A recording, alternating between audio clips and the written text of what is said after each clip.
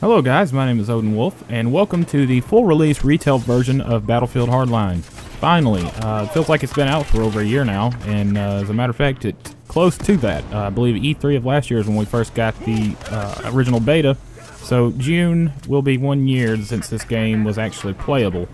But it's nice to finally get our hands on the full release of this game and not have to worry about the beta ending or going away. It's kind of like one of those, like when you were a kid, how you had that one game that maybe it was your favorite and you got grounded or something and couldn't play it for a while, and then when you finally got it back, you're like, man, I'm glad to finally get back into this. Well, that's kind of the feeling I get with this, and so nice not to have to worry about it ending anytime soon. But anyway, we're playing some blood money here in this video using the ACWR, which is one of the weapons you will get access to if you pre-ordered or have purchased the Digital Deluxe or Ultimate Edition of Battlefield Hardline. So pretty cool to have these weapons right off the bat, although I would prefer that they just be accessible to everybody in the game as you rank your way up.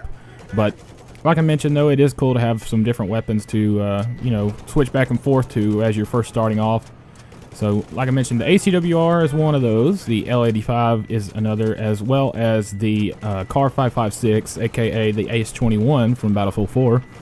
And so here we are playing in using the Bearcat here, taking down this chopper with the secondary gunner. But just what I played through so far, I must say the ACWR is probably going to be one of my go-to weapons.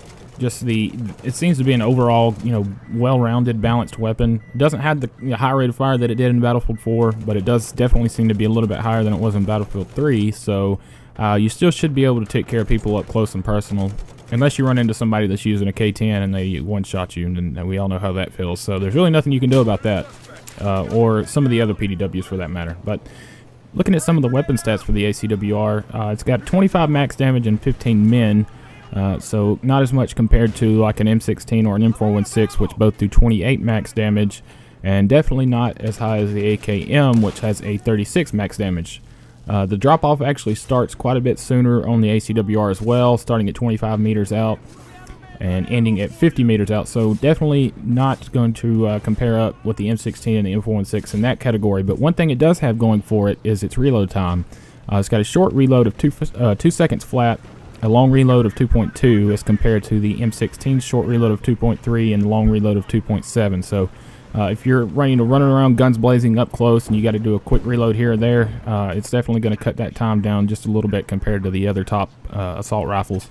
It also has a lower vertical recoil, 0.25 pull up compared to 0.5 and a 0.525 for the M416 and M16 A3s. So a little bit lower vertical recoil if you have trouble, managing that. You might want to give this gun a shot. So I think it just boils down to, I've always been a fan of the way the ACWR looks, and I've always liked the way it handles in the past 2 Battlefield games. So maybe that I had that in my head going into this, and I just enjoy using it so far. So especially once you unlock a heavy barrel or a vertical grip and a stubby grip, I think that combination on most all of the assault rifles in this game is the way to go at this point. Heavy barrel and stubby grip at this point seem to be the go-to combination.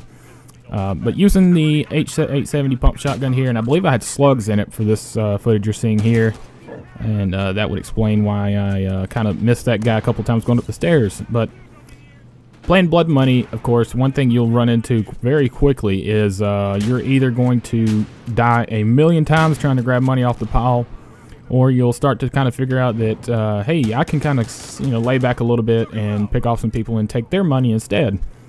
And especially if the other team is, focusing all their efforts on the money pile, you can kind of, go back behind them, flank around, and start taking money out of their vault. And but you do have to keep in mind, though, that it will notify them, and they'll be coming for you pretty quickly. So we had a couple of guys here taking advantage of our vault being unguarded, but I had to put an end to that, and luckily they left a bunch of presents on the ground for me, so I appreciate all that.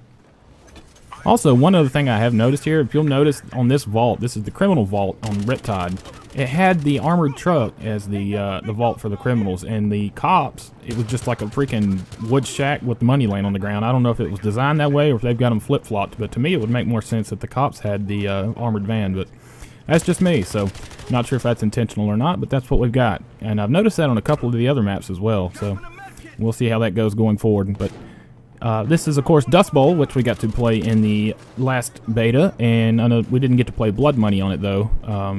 So still trying to get a feel of the flow of this map in this game mode and some of the other ones as well. So that one thing I will say, though, if you're looking to kind of rank up and get quick cash fast, I think Blood Money is probably the go-to game mode at this point. At least for me it is. I seem to earn way more cash playing Blood Money than any of the other game modes, aside from maybe, say, Hotwire. If you're playing the objective pretty well in Hotwire, you can earn some quick cash that way. But this has been the game mode I've earned the majority of my money from so far, and has helped me rank up and get some of the weapons I was looking for. And it is very enjoyable to play this game mode, especially when you're in a tense situation like you're going to see here, where we're getting a lot of cash. We've got it fully loaded, and then you go up to the top of the balcony, and it just so happens your teammate has set up a nice zip line for you right into your base. Man, there's still something that's very, very thrilling to get away on a zip line like that. It's like something out of a movie. You don't usually see good teamwork like that, very regularly anyway. So we're going to try to make another run for it here, and this is something that I've noticed more and more. There's a zip line laying there, right? I'm hitting R, holding R, pick it up, and no, just by the time I picked it up, I was shot. So that is extremely infuriating, and I've noticed that several times, like I said. Even on some of the battle pickups, it does that, where you have to hit it like 3 or 4 times before it actually recognizes it. So fortunately, I was able to respawn on a teammate and go up there and get the cash that I had dropped and deposit that right off into our base. So anyway, guys, that's going to pretty much wrap up this first gameplay look at the retail version of Hardline. I'm going to have way more footage coming up here in the next few days, so stay tuned for that. I've got some awesome heist gameplay coming up next that I'll probably upload for you guys, as well as a look at some of the competitive modes, Rescue and Crossfire, which have actually played out a lot better than I was anticipating, and I have thoroughly enjoyed those as well. So keep tuned in for that. Subscribe if you aren't already. Let me know down in the comments if you've gotten Hardline and what your initial impressions are of this game. I'd love to see some feedback from everybody. But anyway, I hope you enjoyed it, and as always, have a good one, and I'll catch you next time. Thanks.